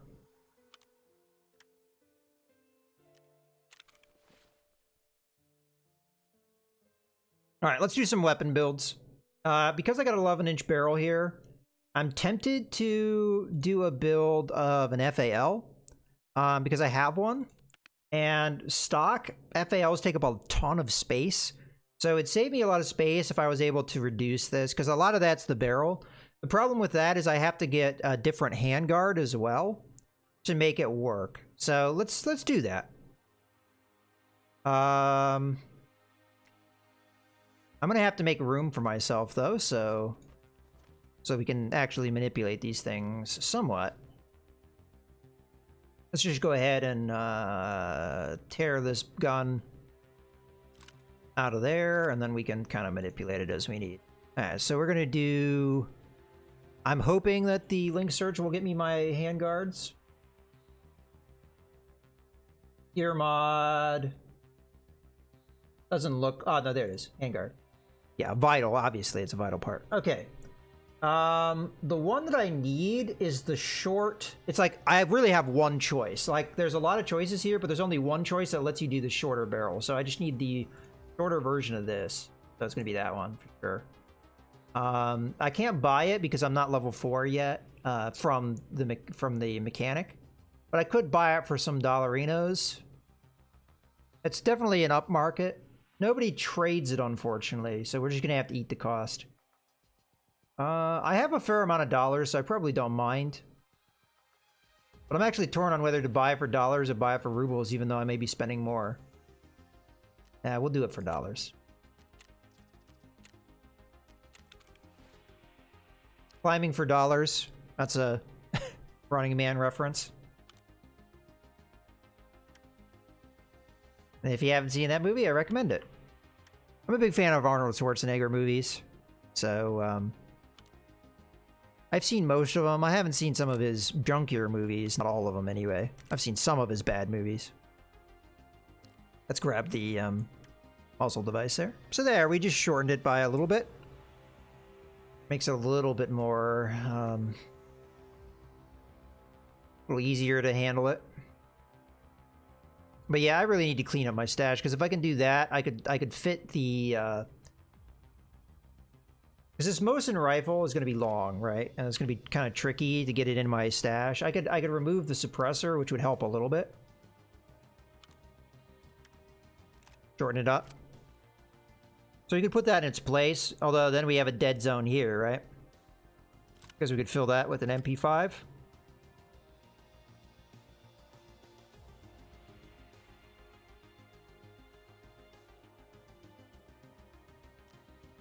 And what we do after that, I don't know. We can put that there. Just trying to make room for myself. Put that there.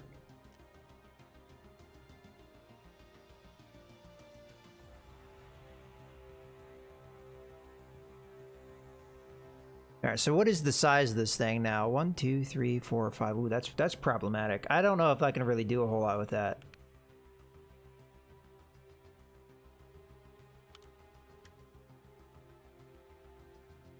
Because all we did was shave off a little bit. 1, 2, 3, 4, 5, 6. Is there a spot I could fit something that's 6 long? 1, 2, 3, 4, 5, 6. Right there if we move these things. Alright, I think that's what we're going to do. So I'm going to take this out. Let's just sell these parts. We're not going to keep them around. So I hope you guys like me messing around in my inventory, because that's probably going to spend the rest of the stream doing, because this is a little filled out. But it's kind of one of those situations where, as much as I would like not to do this on stream, I really have no choice. Because otherwise I'm going to have to go in using gear that I really don't want to use. And just because it's not appropriate.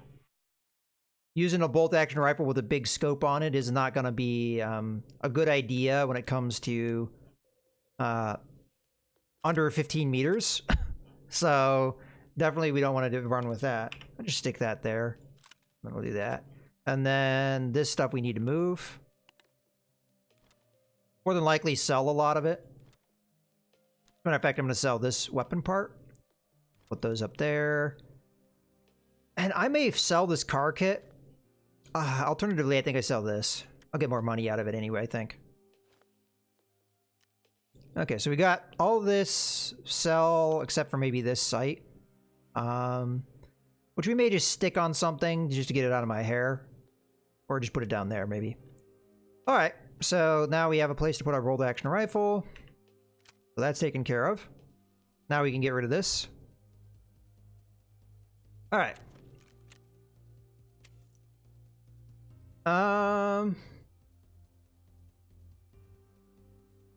Yeah, so this stuff isn't really all that worth a whole lot, and I could buy it fairly easily. So, oop. All right, where are we at?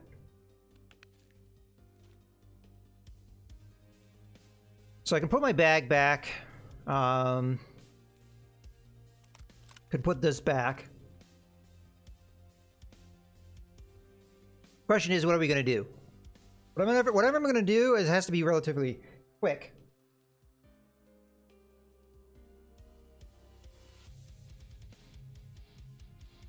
But I'd also like to advance quest. In a sensical way. Charisma is just looting. Survivor rate at interchange? We could try and go for that. These two I can't really do unless I get keys. Jumping for gold I could do, but I don't really feel like it. That would be one that we couldn't just rush in and do in like 30 minutes. So, Shooter Born in Heaven, no. This I have to go to labs to do. Athlete is just leveling up. This is, we're not even going to worry about. This is probably labs as well. Although you could probably find it other places. This is just leveling stuff up. And this one we're just not going to worry about. So yeah, I think the interchange one makes the most sense. We could even rock the Clin here. And then just get another mag, which I should have. Just need ammo now. Helps if you click on the right ammo case, though. I don't remember what ammo type I'm using. One way to do that is just click on this. So 9PGZH. This guy here, huh?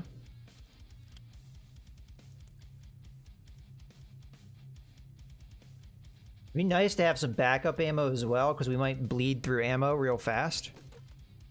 This way. It'd have to be of a different type, though.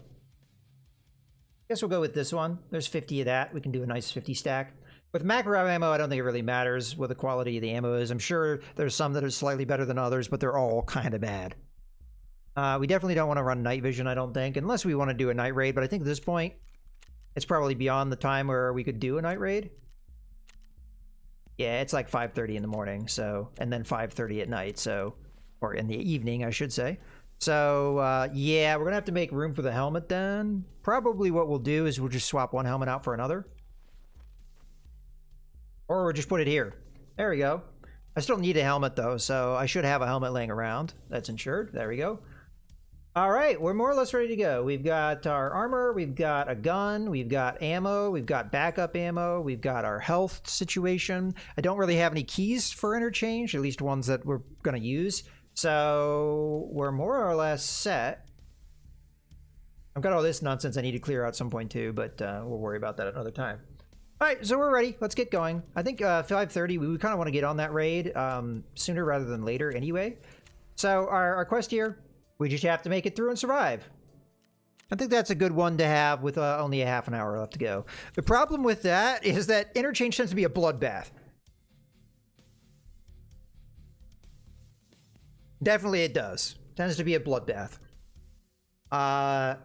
Especially in the mall area. It can be some nice player-on-player violence. And if kill is there, even more violence.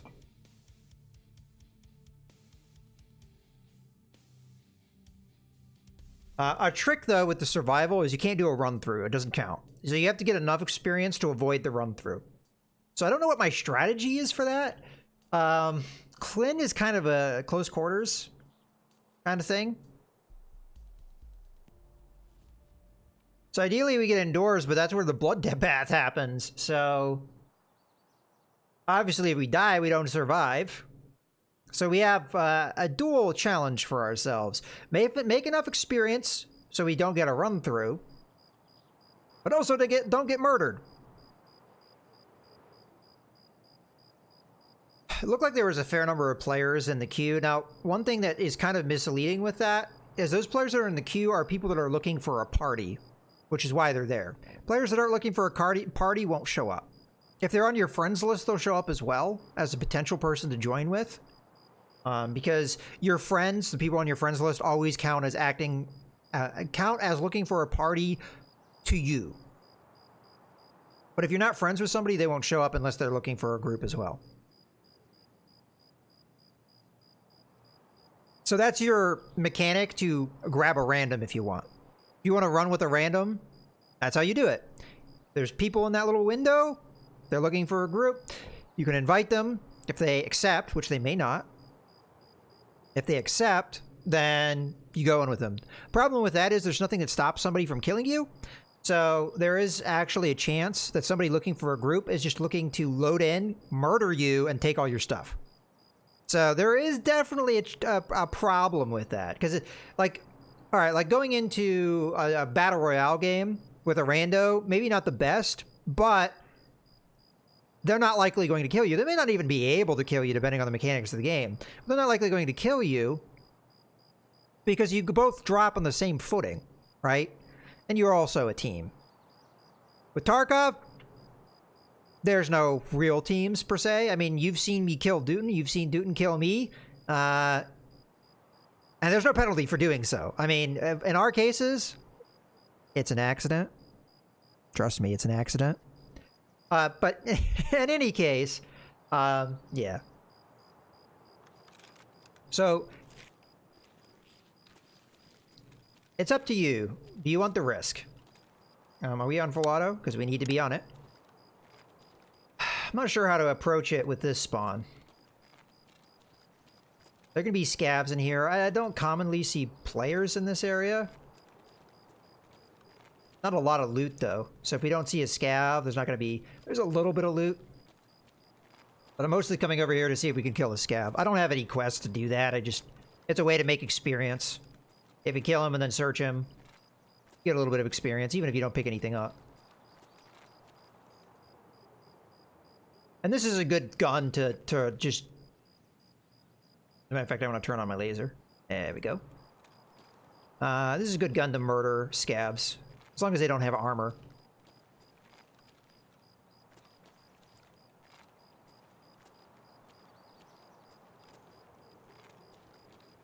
There's a green box to loot in here, but I don't remember 100% where it is.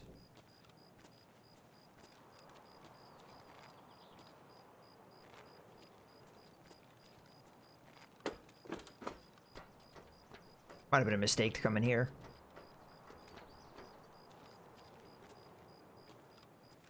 I'm not seeing any scavs, but it's kind of early. They can spawn in this early, but not seeing it.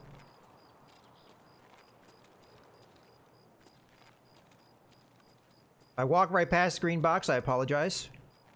I'm trying to keep my eyes out for danger. At least that's my excuse.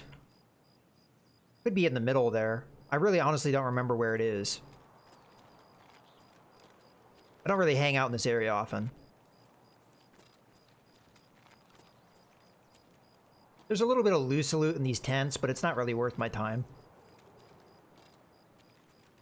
Might be right there by those other boxes. Yeah, there it is. That's where I thought it might have been. Alright, that's a good start. Whole lot of nothing. Okay, let's get going. There wasn't anything here.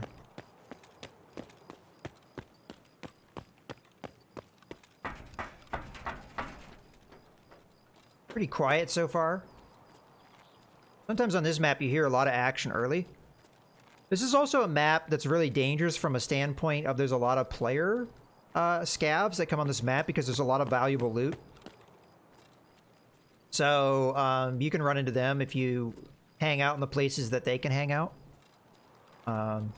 So yeah, I would not recommend. Interchange is a good place to make money. It's actually one of probably the best maps to make money. With the exception of labs. Labs would be definitely your place to make money, although it's also very dangerous, so take that in mind. But I would not recommend interchange to a beginning player unless you're going to do scav runs, and then even then, you have to learn the map to know where the loot is. So, I'm not sure this is high on my recommendation list for newer players, just because how dangerous it is. You have a lot less danger as a scav player. Just because scavs aren't going to kill you. And oftentimes you spawn in a little later in the raid, which the players, the PMC players, may all be dead by then. Just because of how dangerous the map is. They may all kill each other, or they'll loot up and leave, you know? So, by the time you get in, if you take your time looting, there's a good chance there's not going to be anything there. That's crap ammo. And that's all we got on the bus. Alright, our loot is not going too well so far. But that's okay. There's a lot of time on this map, about an hour, I think. We're still early.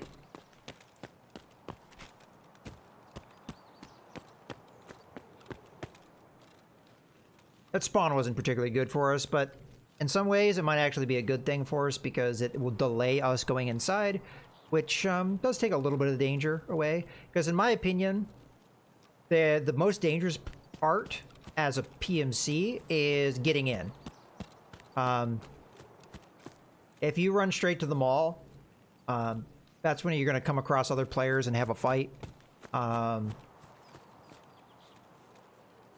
Trying to get somewhere, so like where I am right now, I'm out in the open. This is the moment that, like first when I spawn in, this is the moment where I'm most likely going to be seen. After some time goes by, people are going to go inside, they're not going to be looking in this direction. But when you first spawn in, if somebody else spawns kind of close to this area, this is the moment where I'm at the most danger outside. The other moment that I'm in danger outside is when, you know, people are going to extract, they may go, you know, they're going to go back outside. But if you stay away from the extract points, you're not likely going to run into them. Unless they go a really roundabout way to get to the extract. So, I'm gonna pick that up just to pick it up, even though it's not really the best loot. There's also no safe way into the mall. Every way you can go to get into the mall is dangerous for one reason or another. If you go into the front entrance, those tend to have a lot of scavs. If you go into the absolute main entrance of the mall, you're going to run into Killa, possibly, and just get murdered. It's also a high chance you run into a player, a PMC player. So, you know, running into the front entrance is pretty dangerous. Running into the garage is pretty dangerous as well, because a lot of players run through there. Going the back entrance, the way I'm going, tend to be scavs. I mean, there's scavs at pretty much every entrance in, so...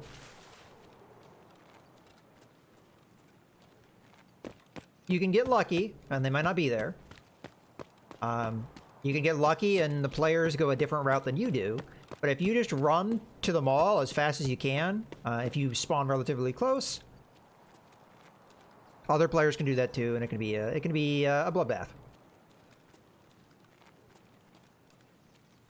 Be mindful of that on this map. Before I learned this map, I died a lot. Over and over again, just being killed.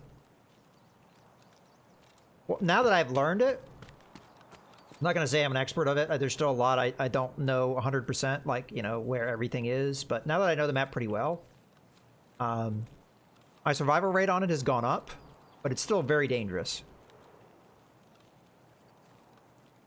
Like, for example, scavs spawn in this area. If a player is looking to kill them, they may camp this area. This is my way in. If they're camping here, I might get sniped. There's also scavs in this area, so I could run headlong into them. And if they aimbot me really hard, I could die. So, there you go. Then again, you can just play this game and not worry about dying, because that happens a lot. I think sometimes the bold do indeed get rewarded. There's a scav right there. We're going to try and murder him, because it'll give us some experience. I want to get close, though, to make our shots count. As soon as he notices me, we're going to open up on him. Oh, he's still alive. I think he hit me a little bit, but my armor saved me. Now, I just let everybody on the map know where I am. So we got to be a little quick on this one. We got to turn that light off as well.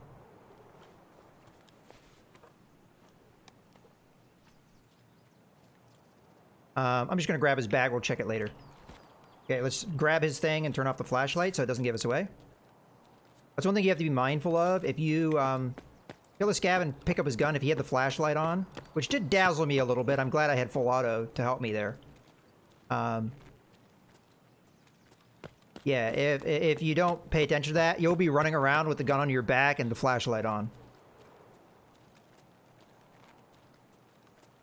Okay, and right there, I showed you guys a little lesson there. If you kill somebody, loot fast. Especially if they're in an area that you know is dangerous. A lot of new players I see play this game, and they take forever looting. And that's the moment you're most likely going to get killed. Is when you're looting. Because you are defenseless. You are a stationary target. You're not paying attention to what's going on around you. Somebody can just walk up to you, take their sweet time aiming at your head, and just pop you in the head and kill you. So, you need to loot fast. Oh, hello.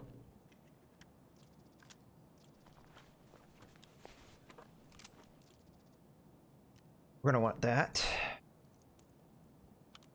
I forgot to bring my documents case. So, or my key tool. I should have brought a key tool because I could have a little easier time. Put that up there and put that on a 4. That in there. All right, so that was a good find. I'm pretty sure that that handgun I just got is somewhat valuable and somewhat rare of a drop.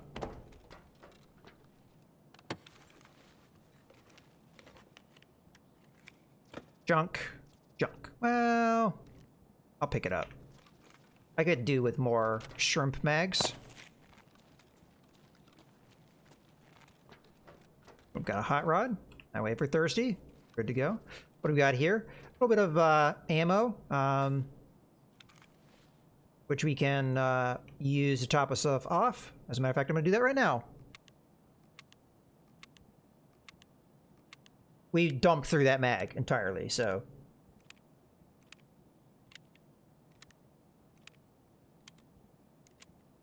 We're going to take this moment of relatively safety to reload the mags, which is why we bring extra ammo. Because as you saw there, I can burn through a 30-round mag in like an instant. So let's reload, and then we'll top off the round. This one it only needs one round, but why not top it off while you got the opportunity? How much hydration does this give me? 20. We can drink that now.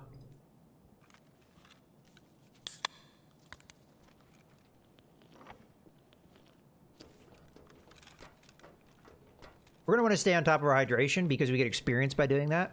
If we're looking to get in, get out. It's one way to do it. Now I'm just going to try and maximize my loot potential.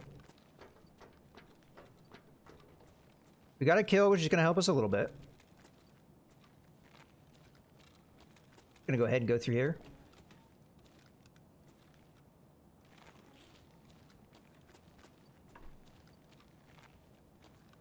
There's some weapon boxes and stuff that way, but they're a little bit more dangerous area. We'll play it safe.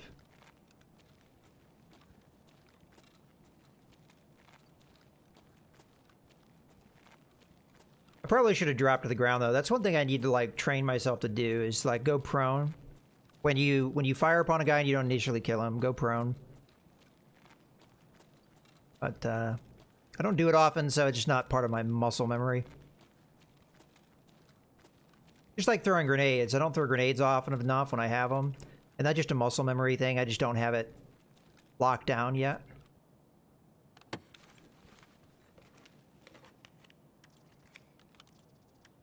Yeah, take both of those things.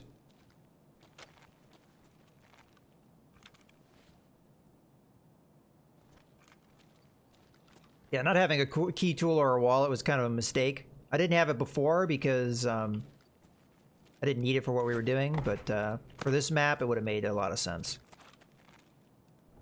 Now that that money and that key is taking up a lot more space than I would have liked. That's all right, though. We'll make do. BS ammo is pretty good. So we'll grab some of that.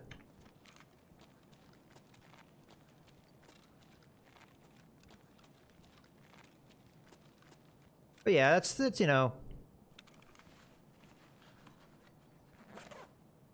Horsey, duct tape, gas analyzer. This is where it hurts, man. I feel like I need to move something to keep the gas in. Like, if we die, I actually have some pretty good crap on me right now. PRS is junk. I have to check my extract, too. I don't know which one we have. Probably north. Oh, boy. We're starting to pile up things that are worth money at this point. I can just sit in there.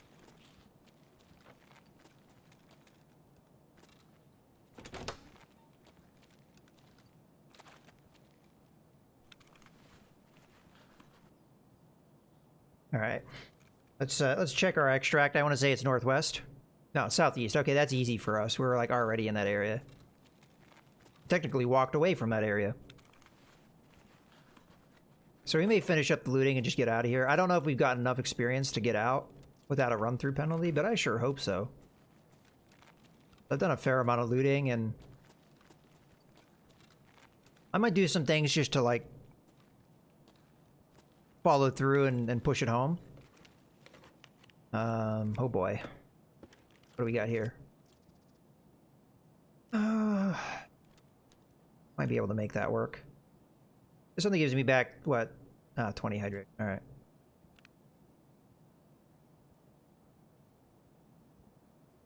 Get rid of that and that. Put that in here. Hold. I want to take this, but I really can't. We'll just eat it.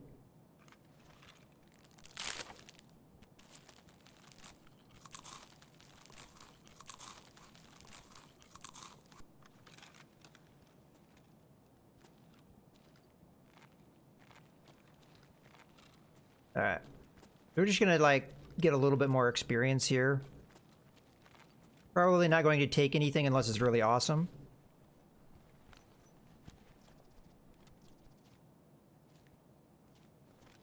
I feel like we're getting pretty lucky here with the loot drops. We're just gonna search the computers. Watch me get a graphics card. DVD player, cord, wires. I technically need a cord for a trade, but it's not really worth it. My getting anything in my inventory. We could probably take a CPU cooler or a CPU because we have one inventory spot open still. But we haven't found one yet. I want to keep this 2 slot open so we can do a reload without dropping a mag. There's one. All right. So FMJ is not really worth my time. Now we're just going to do this to build up experience. Just by even searching this, we get... Well, if there was something there, we would get experience. This is just making sure. We'll keep getting unlucky there. I always have to level up my charisma, and we get that just by searching. So, one way to get it. Okay, we can get out now. I feel like we've accomplished enough here. We got a kill. We did a lot of looting. Whether it's enough, I don't know. But we did looting. We've drank some. Get our hydration back, which will give us some experience as well. Hopefully it's enough. And hopefully we don't get killed here, because I have quite a bit of money on worth of stuff on me.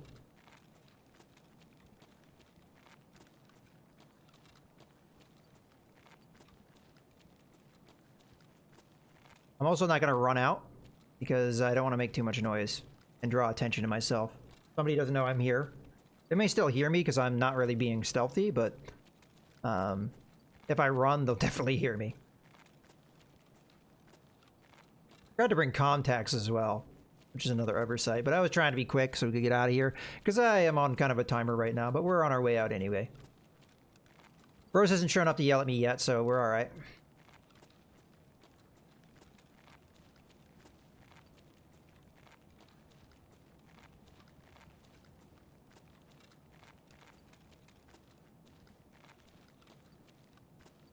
I don't know why I looked over there.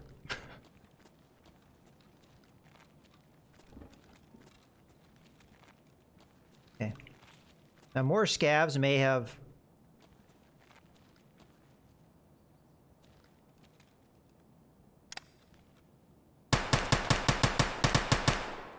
Just get a guaranteed kill there for a little bit more experience.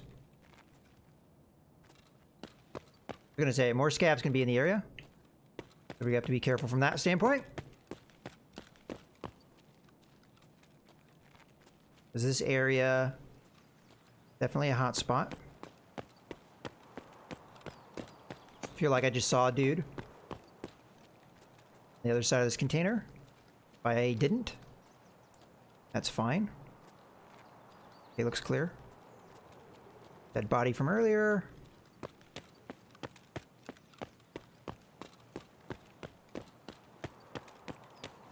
Okay, they may be coming up and down this ramp. They may be down in this little courtyard down here, so we'll just peek that real quick.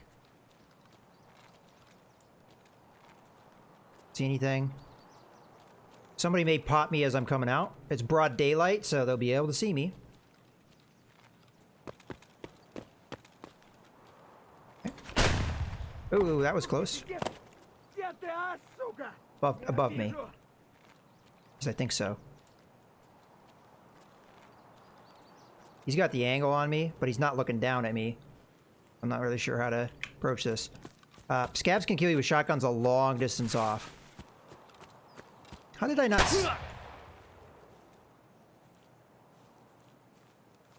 He hit me from that distance. Told you! Where the hell is he? He's up there, isn't he? I feel like we should kill him just to teach him a lesson. But I also don't want to linger.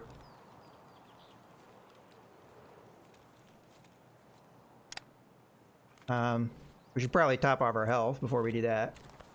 Yeah, he tried to pop my legs because that's what scavs like to do. If he comes down the ramp and tries to get me, that'll be our opportunity. If he doesn't do that, we should just get out. Because I don't know where he is. I'm pretty sure he's above me because that's where it sounded like he was talking. But there's a good chance he just stays put and doesn't do anything. Which is annoying, but we got a lot of money worth of stuff on us. I'm pretty sure at this stage we got enough experience to get out of here. If I'm wrong, I'm gonna regret it somewhat. But so there's a guy in a corner and I didn't see him.